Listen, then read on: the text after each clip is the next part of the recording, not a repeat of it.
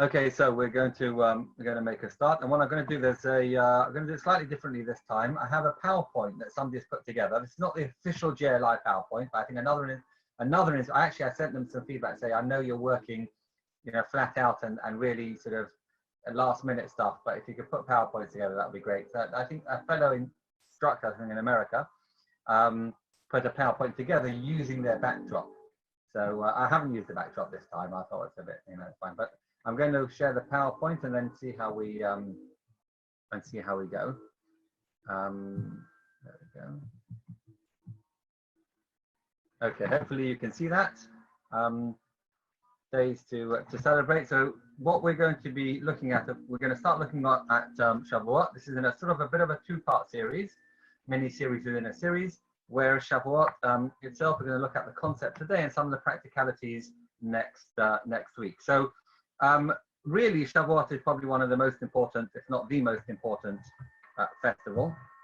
It's a fundamental of Judaism, and the reason I say that is because without Shavuot, we would have nothing else. Even though we don't celebrate it in the same way like we do Pesach and all the others, where there's something very practical, very real, and Sukkot and Hanukkah and Purim and all those sorts of things.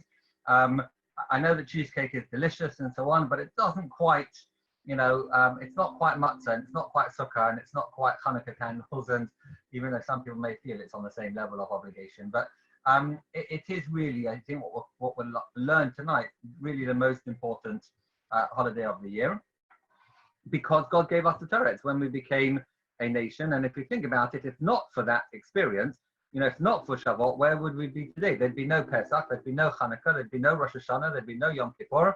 I mean, I think as it is with coronavirus, we're heading that way, but in a very real way, there'd be none of these things. We'd have no Shavuot. I mean, I can go on and on. You get the idea. We'd have no Jewish past, no Jewish future, no heritage, no destiny.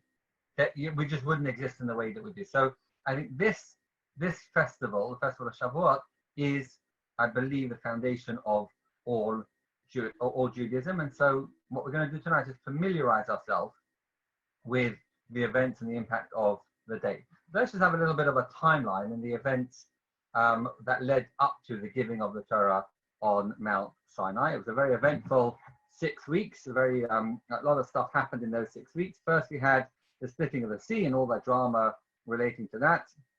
And then 3 weeks later, they ran out of food. And then manna began falling from heaven, daily portion, and we have a double portion on Friday, which is where we get the 2 loaves on Shabbat. And then they ran out of water, and God formed a freshwater spring, which would travel with them for 40 years. That was followed by sort of brief but fierce skirmish with Amalek, the tribe of Amalek, who attacked the Jewish people unprovoked. And then after their triumph, they arrived at Sinai on the first day of the month of Sivan. I just only paused there because he's made a mistake here. He's actually arrived at foot of Mount Sinai on the first day of third month. Nisan Iyar Sivan. It's actually, I guess, when he's the second month since leaving. But either way, the month of Sivan, which is 6 weeks after, I guess, that second month of them leaving. So on the second day of Sivan, Moshe climbed Mount Sinai, went up to Mount Sinai. God informed him that he had chosen the Jewish people as a nation of princes, offered them the Torah, and then Moshe descended and relayed this offer to the Jewish people, who quickly accepted, and we'll look at that in a bit more detail later on. The next morning, this is on the third day, Moshe climbed Mount Sinai again. He relayed the people's consent to God, and God proclaimed that he would appear on Mount Sinai, and the nation would hear the commandments being told to Moshe. Moshe descended, reported this to the nation, but they actually asked, you know what, we'd rather hear it direct from God and not from you. So what he did was, on the fourth day of Sivan, he climbed back up the mountain, relayed the request, and God agreed, with the proviso that the nation prepare for 2 days, which is the balance of the fourth and fifth day. And then early in the morning on the sixth day, he appeared on the mountain amidst the Torah tells us, flaming fires and thunderous sound, and everything that goes with that. The shofar blasts was heard, and the nation fell back in fright, and then they went back, and the Torah tells us that Moshe urged them forward, and they formed ranks around the mountain, and he then descended and began with the 10 Commandments, beginning with those famous words, I am God, your God. So this is the sort of overview of the 5 days leading up to the giving of the Torah. A very momentous time. A lot happened. So the question that I'd like to pose at this stage is the following. So Jews were not the only people that received the offer for the Torah. You may be familiar with a fascinating midrash that tells us, in fact, that we were the last nation to receive the offer. Only after it was refused by every other nation did God present us the Torah. And here is the midrash text that we have. Rafi, would you? There's quite a few slides on this, so we'll go through, and I may ask others to read as we go along. Rafi. When God offered to give the Torah to Israel, he offered it not to Israel alone, but to all the nations. You go. First, God went to the descendants of Esau and said to them, will you accept the Torah? They asked, what is written in it? God replied, do not murder. They said, Master of the universe, the very identity of our father is murder. We therefore cannot accept the Torah.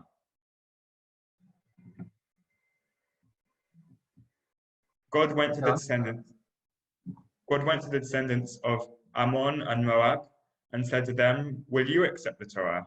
And they also asked, what is written in it? And God replied, do not commit adultery. And they said, Master of the universe, the very identity of our people comes from sexual immorality. We cannot accept the Torah. Penny, do you want to pick up where we are? Oh, you're on mute. I'll mute you. Good one. There you go. You're on mute. So just take God went to the descendants of Ishmael and said to them, will you accept the Torah? They said, what is written in it? God replied, you shall not steal. They said, Master of the universe, the very identity of our father is robbery. We cannot accept the Torah. There was no nation that God did not approach to ask if they wanted the Torah. So not the most politically correct midrash. I'm not sure it would be something that would go down well nowadays it was written, but nevertheless, I think it's important. It's there, it exists, and it's important for us to understand what the midrash is trying to tell us. And after having solicited every nation, God went to the Jews, and their response was immediate, very famously, I'm sure you're all very familiar. In the Hebrew, it's na'aseh v'nishma, we will listen, sorry, there you go. Na'aseh, we will do, v'nishma, and we will, usually translated as hear. The word shema is more about listening, which is not just about hearing in a passive sense, but actively listening to what's going on, and we will adhere to everything. And that's famous as na'aseh v'nishma, which would mean they would accept whatever God had said, even without knowing what the request would be. Meaning, yes, we will do. The first thing is, yeah, we'll do whatever you want, and then we'll listen to what it is that you want.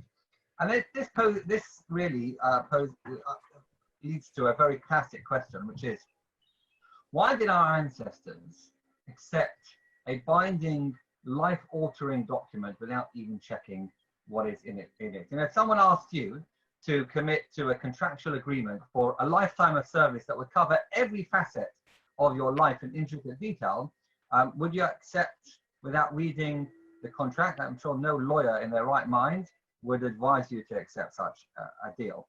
Well, that's exactly what our ancestors did. And not only that, we hold it up, we hold their acceptance up as an example of virtue. We constantly refer to this as, look, Na'aseh, they said we will do, before we will hear. Why is that? And I think that's what we'd like to understand tonight. What was so virtuous, and why is it that they so readily accepted, unlike the other nations, without asking what exactly? Oh, you're frozen.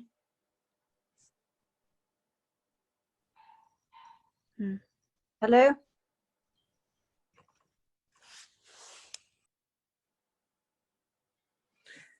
You ask a question, then you disappear on us. I'll ring him.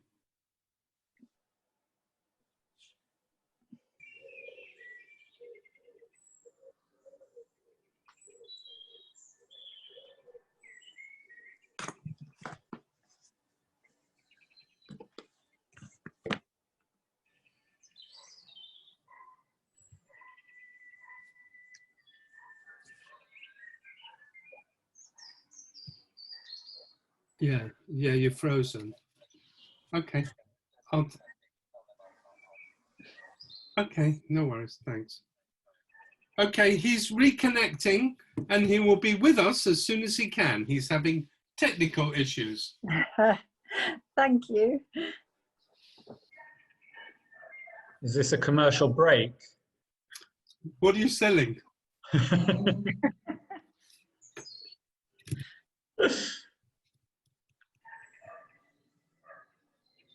Well, I think if I was a group of people who'd had loads of miracles happening to them, I'd accept anything. I think anyone who'd been enslaved that long probably also would have accepted anything. Yeah. They want to get out there, do something different.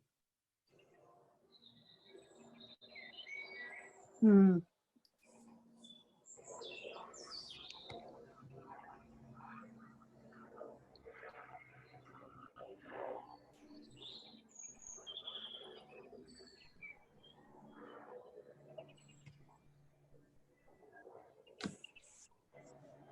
So the question is that doesn't look like his office at home. Where is he? It could be. It was just Sephirim behind him, wasn't it? Hmm. Oh. Okay, Oh, there he is. He's back. Hello. You're on mute. You're on mute, Shlomo. Thank you. I've That's never had a better. problem with the. I've been doing yeah, very good, Simon. Thank you. Oh, there you are. First time I've had an issue, which I'm really sorry about that. I'm not sure why, but everybody stayed on in there. So hi, David. Lovely to see you with us. How are you? Very well, Basham. Okay, so I'm not sure where I got to. So where did I get to in my big? You're asking why they would accept something without reading it. Why they would accept a contract? Right, which that, no lawyer they would had- advise you to yes. do. Yes, absolutely. And also it's held up as a virtue. So what is so virtuous about that being the case? So let's just analyze this. You know, when you travel, in the days when one used to travel on airplanes, I know that Ben is working very hard to try and get us back up in the air with his flowcharts and his predictions and all that. But when we used to travel back in the day, and there would be an announcement that came over the tannoy, and it would start something like this: "Ladies and gentlemen, this is your captain speaking," right? Or if you're on the train and says, "Ladies and gentlemen, this is your driver speaking," or whatever. You know, we're used to those sorts of announcements that begin like that, but it never begins with "I am your captain" or "I am your train driver" or anything like that. The Ten Commandments, however, started, as we know, with "I am God, your God," or "the Lord your God," however it's translated. The word "I" conveys our very essence. It can't be captured. Let me see if I can just get the lovely. There we go. Yeah. Okay. See if I can. Hopefully that won't crash it. Yeah. So I'll come back to this in a moment because for the next text. Okay. So the word "I" conveys our very essence, and it can't be captured in a word or a picture. It's not about our characteristics. It's actually about, when I say I mean my person, a very core of who I am. And let me just express this in the following way. So when I say I, it means me as I exist in that space, which it's a space where I get to be me without regard for others. Now, we all have a space like that, and we guard it very, very jealously, and we don't share it with others or let anyone else in. So we interact with others the whole time, but we interact with them from an external space, right? Where we adapt ourselves to the interests and sometimes demands of others. So our friends interact with our social selves. Our family interact with our emotional selves. Our teachers interact with our intellectual selves. Our colleagues at work will interact with our professional selves. But none of these are really the true us. The person, all right, who is social, the person who is intellectual, the person who is emotional, etc. That person doesn't really come out, and really shouldn't come out, because that is where we get to be ourselves. And from that safe place, we emerge to interact with others. And that's really, in a way, what the whole world of psychology is based on. But when we're sort of understanding our essence and how that plays out, and how we sort of promote ourselves to others and adapt to the circumstances of the people that we're interacting with. And the reason I say that is because when we apply this to Mount Sinai experience, and when God introduced himself with the I, he didn't introduce himself by the characters. And we know that God has, names for different characters. Mercy, kindness, different names of God represent different characteristics. But there's one term that goes to the very essence of God, and that is the term, the Hebrew word of Anochi. That's the Hebrew word that the Ten Commandments began with, Anochi, I. Then it goes to Hashem Elokecha, the Lord your God, because each of those names represent a different characteristic. But what's important to understand is that God began with the I, the essence of himself, and the sort of unadulterated version. The God himself, we need to understand why that was, right? And so why did he share that part at that stage? And I think we'll answer that question by pointing out that there is one circumstance really in life. There's maybe a number, well, one very, or the closest example that we can give. We have some examples in the family in general, where there can be very, very close knit and close family relationships between parents and children, or between siblings, where we allow members of our family closer to that I than anybody else. Right? And in some cases, we allow them very, very close, and we allow them in.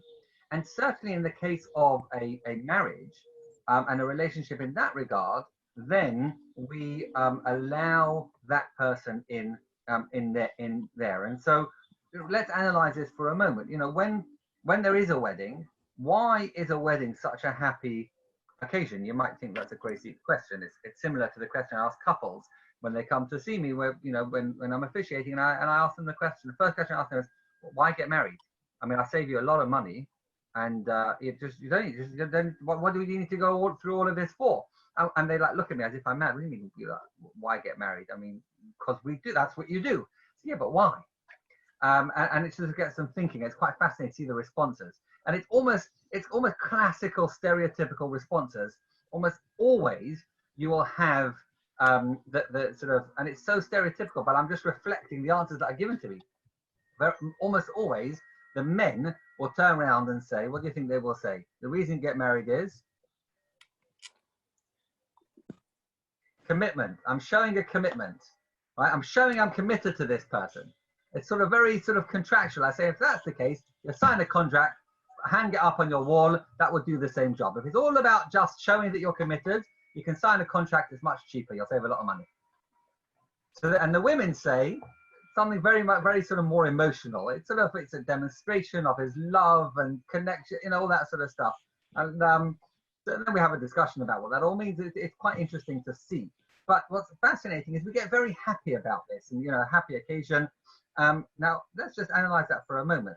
A man and a woman who had been perfectly free their entire lives are meant to throw away and become connected to each other and give themselves to each other. Why is that so exciting?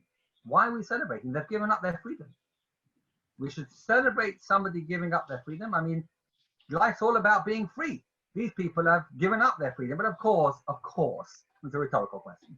Of course, it's a lot more than that. It's not about that at all. What it is about is that they are not throwing away their freedom. What they're doing is they're establishing a connection. And there are many types of relationships, many types of relationship, some closer than others, and within family, some even closer than others, and different people have different relationships.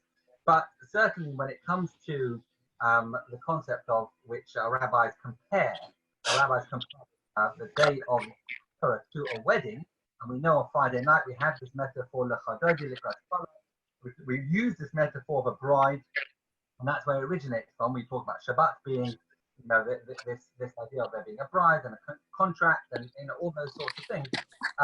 The reason for that is because there is this idea of a relationship, and there's nothing that can compare to the depth and grandeur of a marriage. And we discussed earlier that we have relationships with our students, we have relationships with friends, we have with family, but none can compare to that. Why? Because what we do in that relationship is we allow that other person into our space. If anybody else wants to get there, very often we put up boundaries. They push too far or they try and invade too much, we put up boundaries and we don't let them in. And a spouse is, like this, should be different, because our spouse should be invited into our deepest self, that self that we keep jealously hidden from others and hidden for years, and that the circle that was closed to everyone and reserved only to us is now open to one and only one person in the entire world, and we invite them in that way. And so that's why wedding is joyous, because two people invite each other at this very early stage into their very essence. And you know, it's that invitation by the person we love is overwhelming, it's humbling, and hopefully joy-inspiring, which is one of the reasons why we celebrate, and it's something to be cherished for a lifetime. And that's why family and friends rejoice when a bride and groom commit themselves to each other in the way that they do, and they give each other the quintessential gift of a lifetime. So let's return to Sinai. And I say, and the reason I use this as a metaphor, it's not my metaphor, it's our sages have taught us that when we received the Torah at Mount Sinai, it was like a betrothal. When God opened with the words, "I am God, your God," he was talking to every Jewish person individually and offering a relationship. I just suddenly had a thought. If we just make sure it's still recording. Yes, yeah, it's still recording. And he said, "I want to be your God," just as a man says to a woman, "I want to be your husband." What he was offering was a relationship. He was offering his metaphoric hand in marriage, as it were, and he was saying, "I would like to be your God, and I would like you to be my people." And he was asking for that same relationship. And therefore our answer was immediate and binding, right? Yes, we said, we want to be your people. If this is a proposal, we accept. And in fact, 5 weeks earlier, standing at the sea, the Jewish people had already expressed their great desire for a personal relationship with God. They said, as we say in the Shirah, Zeh Keli v'anveyo. Now listen carefully to the words. Zeh Keli, each individual said, "This is my God." They didn't say this is our God. Each one said, "Zeh Keli, this is my God." They recognized an individual, unique, personal relationship that they wanted to have with God. And this was God turning around and saying, "Yes, this is my proposal for us to have that relationship," and therefore they accepted it. So let's return to the question. Can I ask a quick question? Yes, please. Yeah, please do. So without question, Michael, right? so prior to the Exodus, with the exception of Moses and Aaron, did the children of Israel have much of a relationship or even an understanding or knowledge of God? Or did it all kind of, was the courtship, to take that analogy, in that 6-week period? So the courtship for them as a people, and we're going to come to, it's a great question because it's going to be part of what we come to. The courtship was in that period of time, that 5-week period of time, give or take, because it was to everyone individually. Previous to that, it was reserved for the righteous. So your Abraham and Sarah's and your Moses, they had that relationship, but it wasn't really a relationship that your average person had. What changed now, and we're sort of to a degree coming to the end of it, but we'll see that journey. What changed now, what changed in Mount Sinai, was something for everyone, and we literally mean everyone, and we'll demonstrate how that works in a very, very inspiring and fascinating way. And therefore, this question of why they accepted a lifetime contract of service without even reading the contract, if we're honest about it, we should acknowledge that most of us in our personal lives have done, those who are married have done exactly that. And we enter into that lifelong agreement and we are happy to do it. And if you think about it, marriage is the same kind of arrangement, because when we get married, we have no idea what type of requests or expectations our spouses might have, right? Even if we know each other very well before we get married, there are certain parts of our personality that don't really surface until after marriage.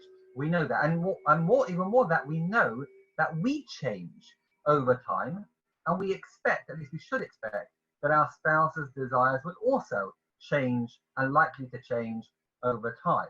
Sometimes they will change to the degree that that's how marriages dissolve. But thank God, in most cases, that's not necessarily the case, and therefore, where it's not the case, we expect and we're going to change with them, but we don't know what's going to change. But we make a commitment that whatever happens over that time, we're going to go with it. That is the commitment we make right at the beginning, and it is a lifetime contractual agreement of service, and we are happy to take it on. Why are we happy to take it on? Because marriage is not a commitment to a service, but it is a connection with a person, because they are touched at the core by each other. A husband and a wife shouldn't, well, I'd say don't and shouldn't see things for each other doing things for each other as a burden, but as an opportunity to make each other happy. The greatest gift that we can give the person we love is a chance to make them happy. And in return, it's the same, right? And so marriage is not a sentence that robs us of our freedom, as some may feel or some may think, but it is a platform, at least it should be. It is a should be. And I will just pause here for a moment and recognize and acknowledge that I'm talking about an ideal scenario. There's no question about that. Not all marriages work like this, and not all marriages survive, as I well know. But we're talking about from the principles and the concepts and what we should aspire to, we should work towards, and the sort of relationship we would like for ourselves is. And as I say, I recognize I'm talking about sort of. Oh no. He's. Can you hear me, Rabbi?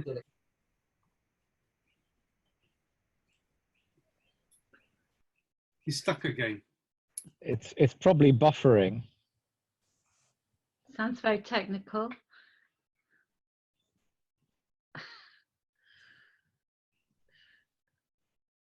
Maybe he lives in a different area. At least this time he's smiling. Look at that lovely smile. He's talking about ideal marriage. I cannot be smiling. he's got more experience than I have. I've only had one.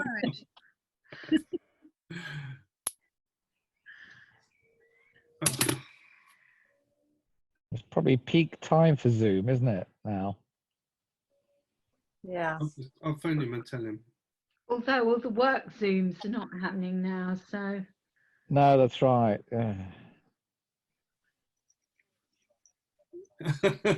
Gone. Michael, you're now the host, according to my. All right.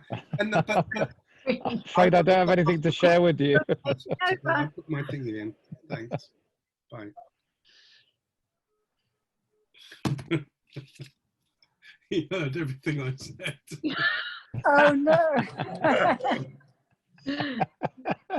At least he didn't say anything bad. He's disappeared now from my Yeah, screen. he's rebooting.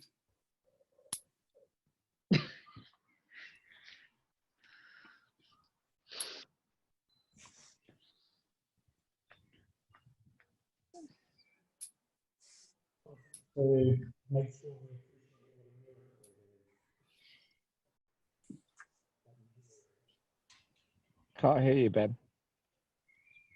Yeah, You're muted, Ben. He's not. He's just garbled. I think this computer's got a bad microphone. Can you I hear can hear me? you now. Yeah. Yes, we can hear you now. Yes. I think I have. From here. No. Can't. Okay, so it's a very directional microphone on this laptop then. Now I was saying maybe he just wants us to appreciate the fact of what a miracle it is when we hear his voice. So while we're waiting, We're Ben, supposed to have trust, aren't we? Isn't that it? what's your prognosis of when we can fly again? Oh no, I don't make the policy decisions, but But no, in terms of the impact for the aviation industry, it's going to be I mean, it is already a massive impact, but the likelihood of getting back to pre-COVID levels within 2 years is very unlikely. It's going to be at least 3 to 4, 5 years before it gets. I mean, the most optimistic is that it will get back at the end of 2 years, but we predict longer. But we've developed a tool. We've developed a tool that can help airlines now take into account all the different elements that impact customer demand. So the lifting of travel bans in different countries, but not completely. The impact of quarantine, the impact of leisure travel demand, the impact of business travel demand, the impact of the economy, the impact of so on and so forth. So interesting. It sounds like my chair has taken over. Yeah. Okay, I've switched to my phone. It looks like it's still recording. It just means I won't be able to share the PowerPoint. But okay, I've switched to my phone and my data. It's the first time I've ever had a problem with this, and I've been using Zoom. So you mean it was recording all our chat? It was. Yes, it was. Sorry. And I caught your comments as well. Just as I could hear you, but you couldn't hear me. So yeah. So actually, you're much clearer now. You're much clearer. I have a question. If I've been in slavery, and a miracle happens, and I get out of Egypt, and within 6 weeks I've. I thought you were talking about your marriage there for a second. I was getting nervous.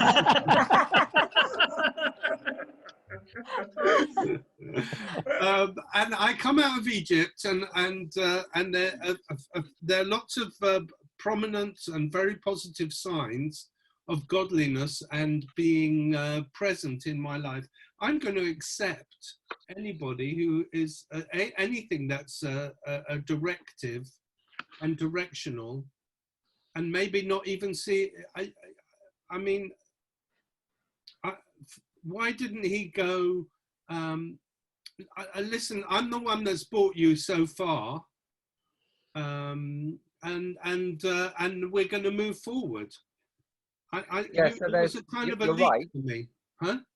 Yeah, you're right, and that is part of what continues in terms of Anochi Hashem Lekach, I'm the Lord your God who has taken you out of Egypt, and there is a whole element around that, psychology around that. But I think you'd be right, and that sort of slavery mentality and all those things. I think you'd be right if it was the very next day. Bear in mind there was 49 days, and there was a process that we went through, which was to reacclimatize ourselves to both spiritually and physically sort of grow in our maturity.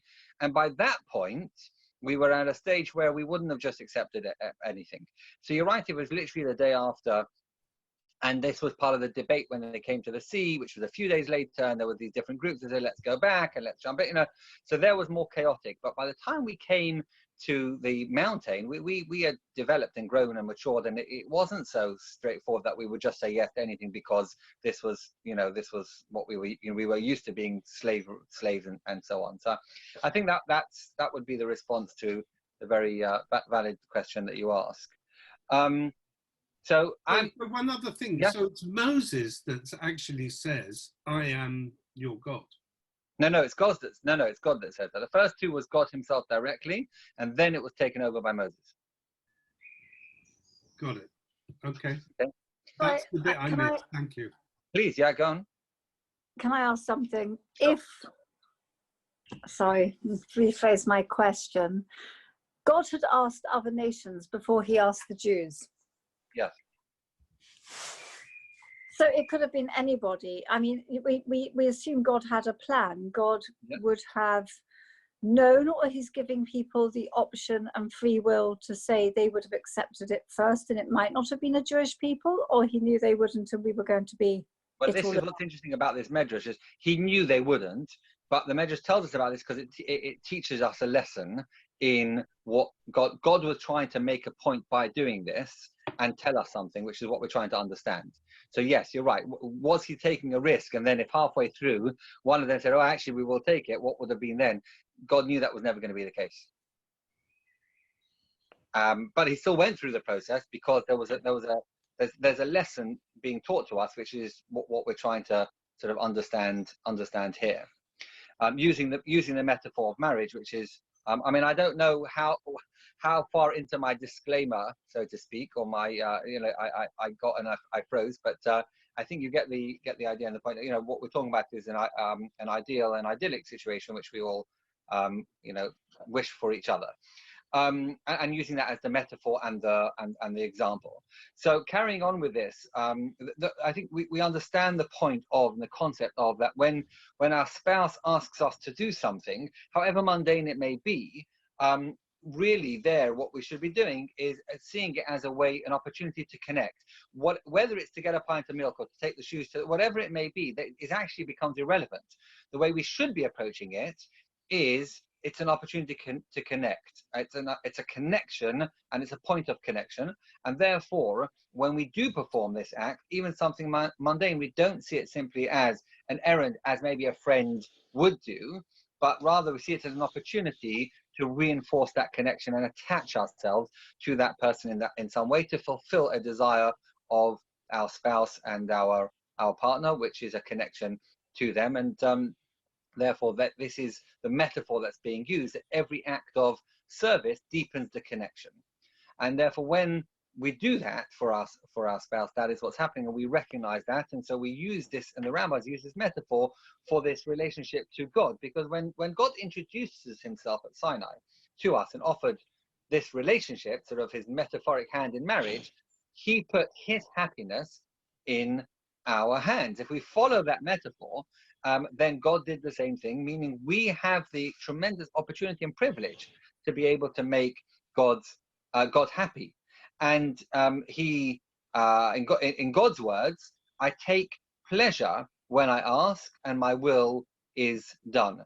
And therefore, the commandments are not just the right way to behave, and they're not just acts that perfect ourselves in the environment. I mean, they're that as well, but they're actually acts of service that bring us closer to God, and every point that we do is through which we connect ourselves to God. And so when he offered us this sort of list of do's and don'ts, we embraced it then as once. Why? Because we didn't see them as a couple embarking on their life of marriage together. We didn't see them as burdens, but because we saw them as they were, for what they were, which is the means by which we can have a genuine relationship with God, as hopefully a husband and wife see the same in their relationship. And let's look at a text now, which I can't show you because I haven't downloaded it onto my phone and share and done share. But this is a text as follows from the Tanya, which is by Rabbi Shneur Zalman of Liadi, the first Chabad Rebbe who wrote the Tanya, which is sort of the basic book of Chassidut. And he writes as follows. He says, God forsook the higher and lower realms, choosing none of them, but Israel his people, whom he brought out of Egypt, the obscenity of the earth, which is a quote from the Torah, the place of spiritual filth and impurity, not through an angel, nor through a messenger, as we quote this in the Haggadah, but God himself in his glory descended there. As the verse states, and I descended to save him from the hand of the Egyptians in order to bring them near to him in true closeness and unity with genuine soul attachment. Like a man who betroths a wife, so that she should be united with him in a perfect bond, as the verse states, and he shall cleave to his wife and they shall be one flesh. Exactly similar, and indefinitely surpassing it, is the union of the divine soul that is engaged in Torah and the commandments with the light of the infinite God. And so basically what he's saying here is that God is telling us that our behavior matters to him because we matter to him. And it wouldn't matter if God had asked us to chop wood or dance our head or whatever else it may be. The particulars make little difference. As the point that I'm trying to make is that it's the opportunity for a connection and a relationship with him. And whenever we do that, we make God happy. And therefore, God asked every nation, would you receive my Torah? And everyone refused except for our ancestors because they focused on the Torah. And the nations focused on the Torah, and we, i.e. our ancestors, focused on the my, i.e. when God says my Torah, which bit did they focus on? The nation said, well, what's this Torah? But we said my, i.e. I've got a relationship with God. Yes, they said that straight away. That's what we want. And then we will listen to how we managed to do this. So let's look at this a little bit further in the time that we have. So when God introduced himself to us, he selected 10 out of the 613 commandments to present at Sinai. They were, as we know, they are prohibitions that include murder and theft and so on. And we, of course, while we recognize the infinite value of life and the horrible crime of taking a life, we can't help but wonder sometimes why this belongs, of all the things to choose out of 613 commandments, right? Why are these considered the fundamental principles of our faith?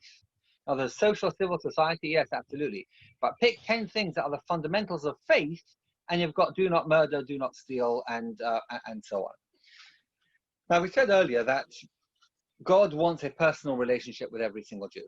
And amongst them are Jews who don't enjoy what God enjoys. Right? We have to acknowledge and be honest that there are even Jews who are inclined towards murder, theft, adultery, dishonesty, coveting, all the other, the 10 commandments, 6 to 10. That is the very nature of the beast that God created. And therefore, God was not only talking to the righteous, to the saintly Jews, God was talking to all Jews, every single one of them.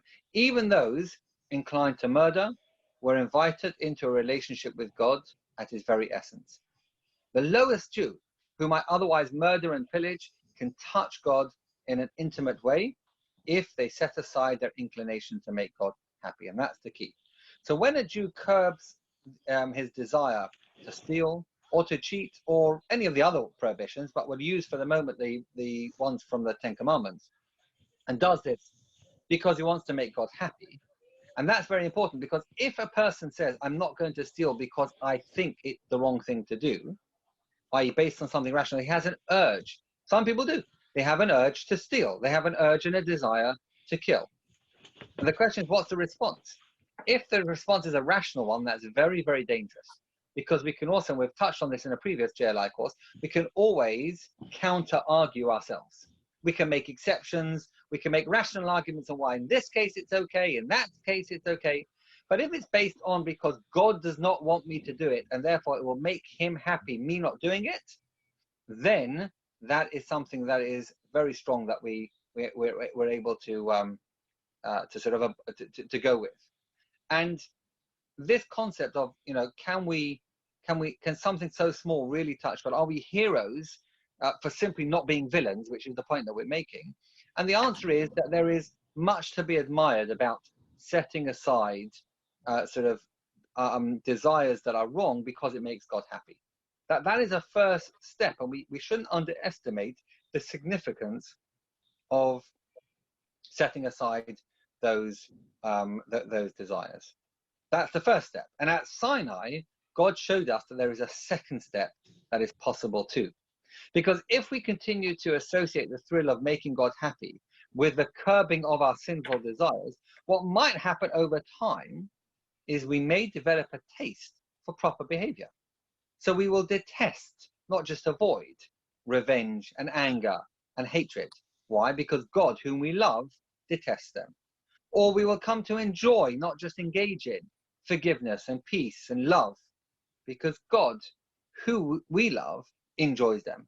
We will enjoy the very things that God enjoys. And at Sinai, we were shown this second step, this very powerful, inspiring second step that everyone can achieve. But it's only on the basis of recognizing the first step of setting aside sinful desires. And God wanted a relationship with every single one. And that's the vision that God sets forth in the 10 Commandments.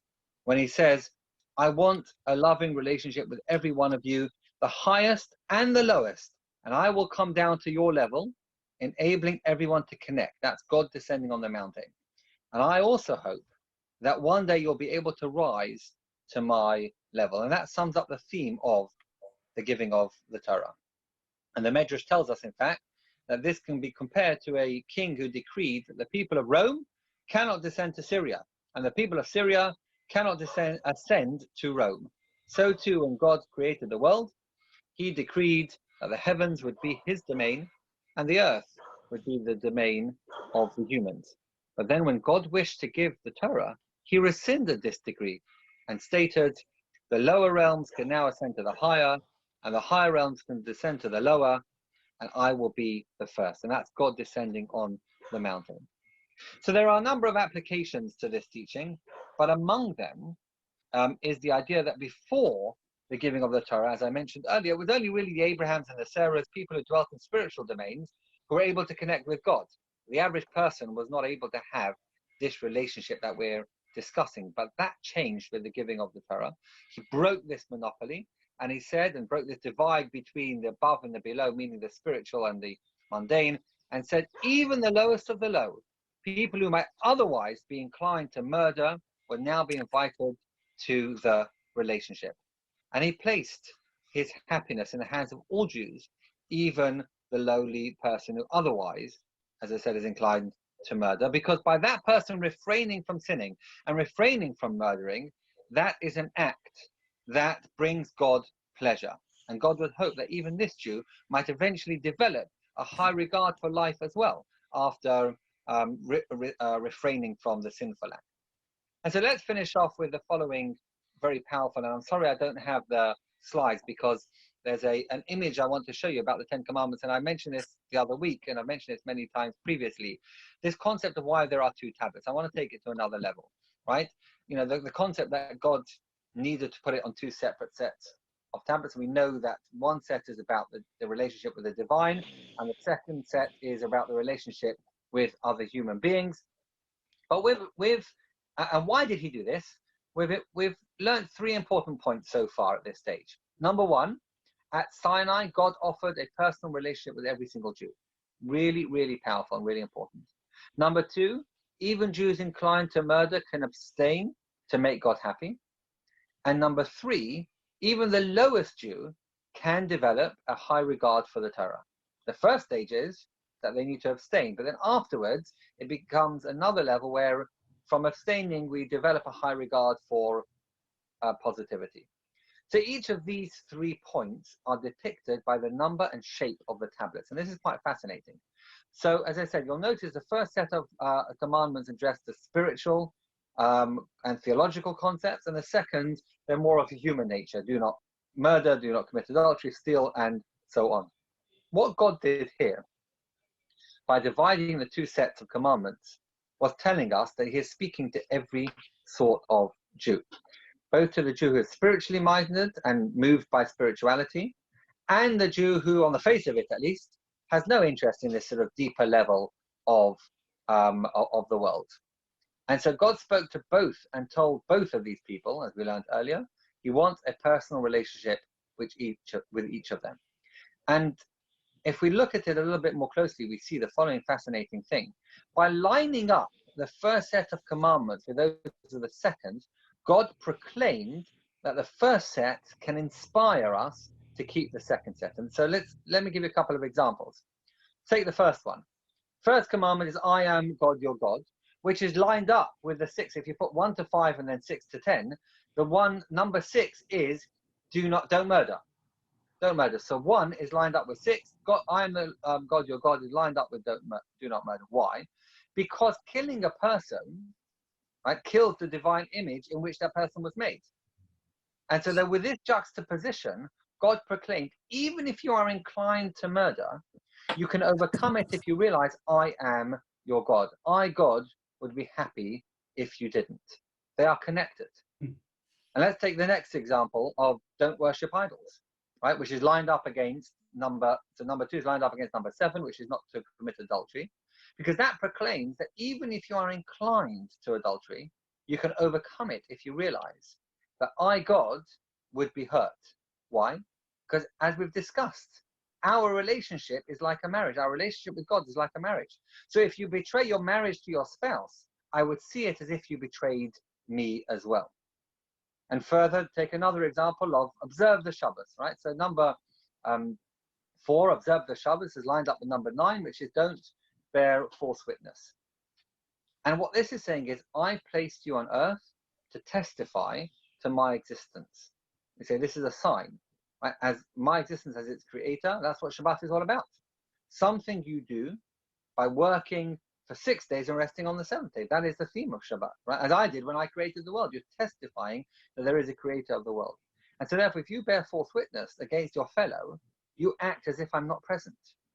right? Which is like bearing false witness against me, because you're saying there's no God around that can testify. And even if you are inclined to commit perjury, I believe you won't do it if you realize how happy I, God, would be if you didn't. So you see how they link up, and it works for the others as well, but time doesn't allow me to. Again, I do have a summary, so for those of you, not the PowerPoint, but a summary sheet, so if you would like it, please message me and I will send it through to you. And so let's just finish off and conclude in the following way. So we learned earlier that even if the person who abstains from murder to make God happy abstains, they can achieve another level. And they can change with time, and they can come to embrace the infinite value of life. And that too is depicted in the shape of the tablets. Now, there is a debate about the shape of the tablets to a degree, a modern day debate. But historically and traditionally, according to the Talmud and the Midrash, the shape of the tablets was square and not rounded on the top. I know Michelangelo had other ideas, but the Jewish view is that the tablet shapes were square. By the way, that's for a very practical reason as well, because if they were meant to fit on the ark, if they were round, there would be extra and excess space, and that wouldn't be something that God would have created. And it said that it filled it completely, so it had to have been square practically, but that's a separate point. Certainly the idea of, and in fact, just recently, the Israeli rabbinate changed their logo. Their logo was a set of tablets, and they changed it from being round on the top to squared off. And this concept of being perfectly smooth and symmetrical shows that when they're placed side by side, they appear as one, because each side is part and parcel of the other side. And the message is that the two categories of commandments are not only intricately linked, but they are actually symbiotic. The higher reaches down to the lower, and the lower reaches down to the higher. That deep relationship that we have with God motivates even the person inclined to murder to make God happy by avoiding it. And that is the higher reaching down to the lower. And the flip side is that those inclined to murder can develop such regard for God that with time, they will be able to reach up to the higher, and they will prove themselves able to self-transform and become holy. That is so empowering, so inspiring, and so motivating, and so all-encompassing. And that's what changed at Sinai, as we mentioned earlier, that this was a relationship that everybody could have, and God was inviting everybody to have with him at this time, and he re-invites us every single year on Shavuot to do the same. And so when God revealed himself at Sinai with flaming fire and thunderous sounds and all of those things, he was hoping to inspire even the people to whom the second set of tablets are addressed. They're not left out of the relationship. The first 5 commandments address them too. They too can come to reveal and to revel in their relationship with God and cherish God's gift of the Torah. And so in conclusion, what I'd like to say is that we started today with this question by saying that, not this question, sorry, the statement that's saying that Shavuot is the most important holiday of the year. And at this point, I hope we can appreciate why this is the case. And we have just over a week left till Shavuot, and let's use the time to prepare, as our ancestors did, with the days of preparation for that day, for the deepening of our relationship with God, as he renews his vows to us, so to speak, and we renew our vows to him. That's what Shavuot is all about. And I'd like to think that we can, particularly in the current climate with coronavirus, we being sort of the rabbinic fraternity, and I think even more broadly than that, have been absolutely amazed and inspired by the engagement of people. Although, we've tried to be out there and change the way we do things and communities do things, but the level of engagement in Jewish life and Jewish activity in all forms, at this time has been really incredible. And the opportunities that it presents and provides us to engage in study, in community, albeit in different ways than we were before, is there. And around this time of Shavuot, I think it's really important for us to take some time to reflect and think about, are we making the most of our relationship with God, and are we making the most of the opportunities that God has given us in every way, shape, or form? And this is a two-way relationship. That when we make God happy, please God will make us happy too, and give us blessings for the coming year. The most important blessing that I know we all wish for ourselves and for the world is the blessing of health. That we should be healthy, we should be well, the world should be well, and in every way, shape or form. And this is a prayer certainly that I'm sure we all have, but something that I think we can actualize in our relationship with God, in appreciating and understanding how Shavuot really is the most important festival, even if it, for many of us, is only about cheesecake. But even when we're eating those cheesecake or those splinters or whatever other dairy product, let's take a moment to reflect and to think about the significance and that powerful moment of God reaching out to absolutely everyone to be able to say, even by abstaining, we can make God happy and we can be better people and aspire to another level, which is to be able, as I said, to have the positives and to see and do all the good that we know that we can do. Thank you. Thank you. Oh, Thank you. Simon, yeah. Thank Yeah. you. So why isn't this called a Hug Sinai or Hug HaChatonah? I mean, Hug Shavuot is such in a way, a looking back name of a festival, because the weeks are ones we've traveled down rather than a looking forward. So I think that's, yeah, fantastic. I think that links to the point you were making earlier. By the way, the Torah does not call it Chag Shavuot.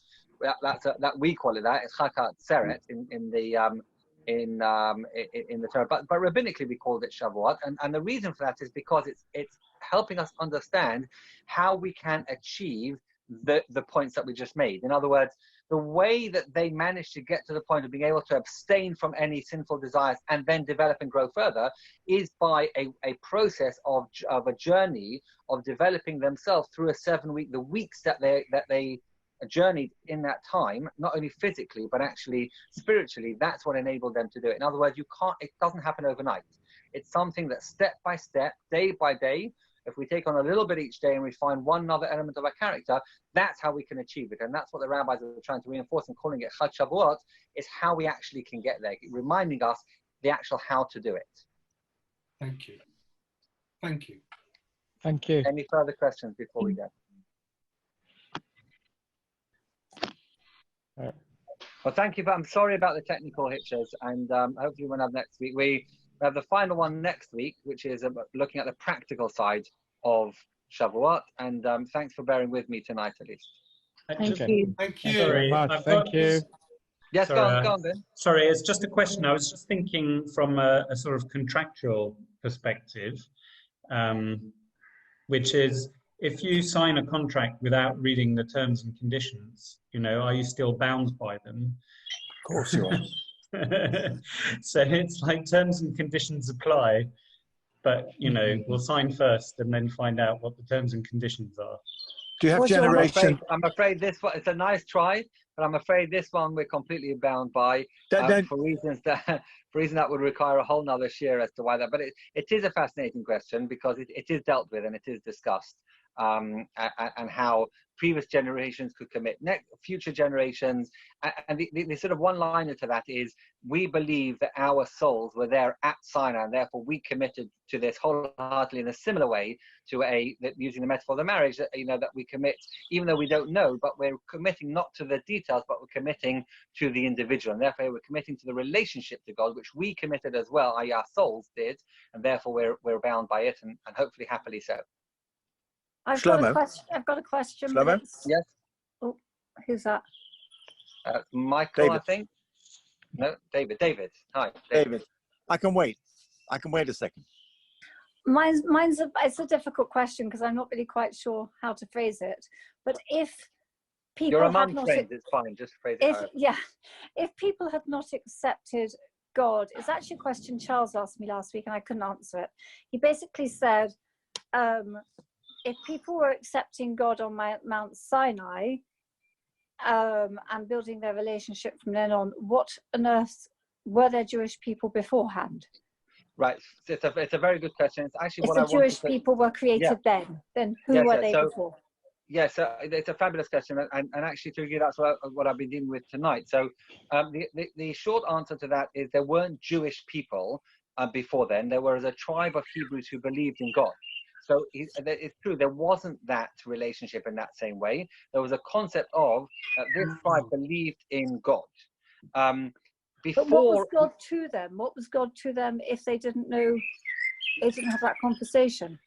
Ah, yes, very good. So there weren't commandments other than our forefathers who were told, to fulfill the commandments. But setting that aside for a moment, God to them was a concept of a creator. And remember, there was the Noahide law. So there was a basic set of Noahide laws by which the world was expected to live by, and certainly the Hebrew tribe were the ones that were the sort of repository of these, and Abraham was the one that tried to give it out to the world and so on. So that's what God was. It was this basic civil ethical ways of society, and that God runs is the creator. Therefore, where we need help, we turn to him and we pray to God, but it was in a very different way. But he knew what that was because he had his personal relationship with God. So he was the person who brought about monotheism, wasn't he? So Abraham, you mean? Yeah. Yes. Yeah. And so for the rest of the people, it was about a heritage that we are monotheistic, i.e., we believe that there is this God and he looks after us. And I will adhere to, at this point, his 7 commandments, Noahide laws, and that's the contract that we have. But it wasn't a contract. It was this is our lifestyle. This is what we abide by because that's what God wants. Right. So thank you. Shlomo. Yes, David.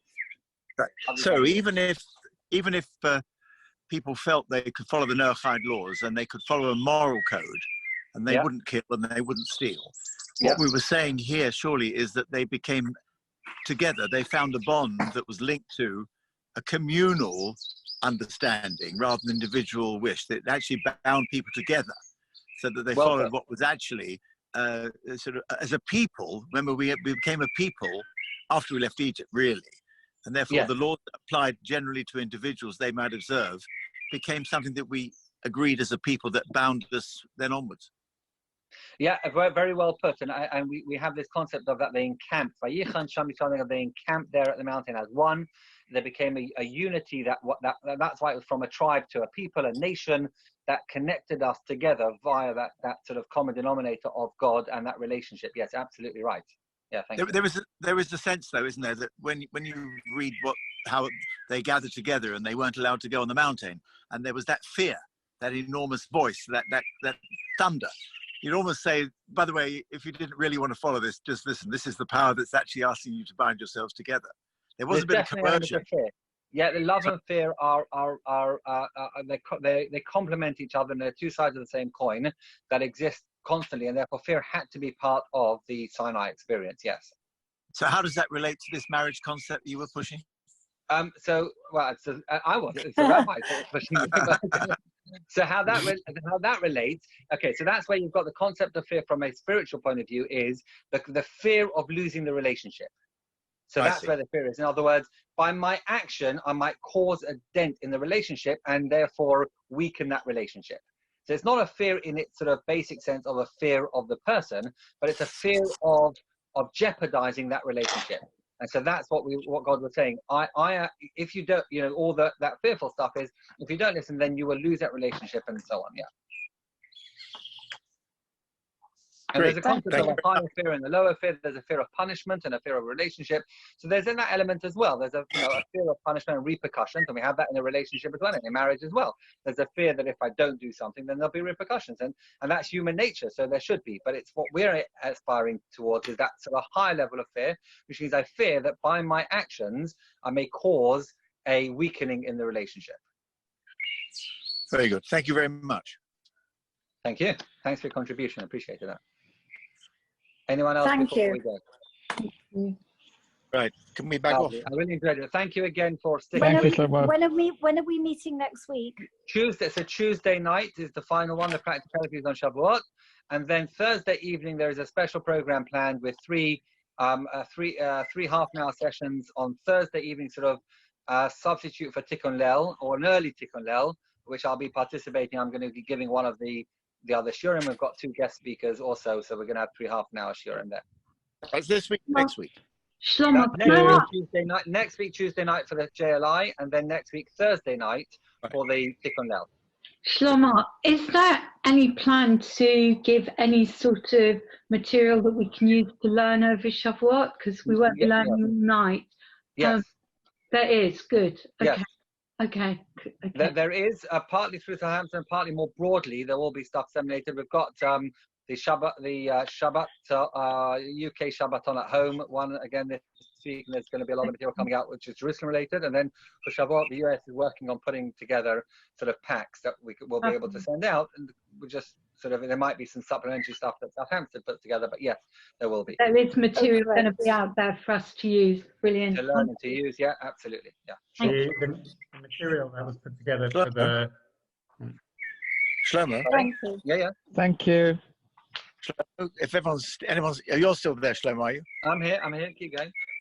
I noticed that on television there was a channel called My TV, which was promoting two stories. One is called The Promised Land. I think it's in Italian with dubbed, and the other is King David. That gives a lot of. I've heard about the King David one. Yeah. Yes, the whole thing. It's a bit gossipy, but it goes behind the story, particularly when you come to what happens with the King of Ai and know the hiding of the treasure. It actually dramatizes the whole incident, but of course, the crossing of the River Jordan is the most exciting part. Right. Bringing the Ark of the Covenant over the Jordan.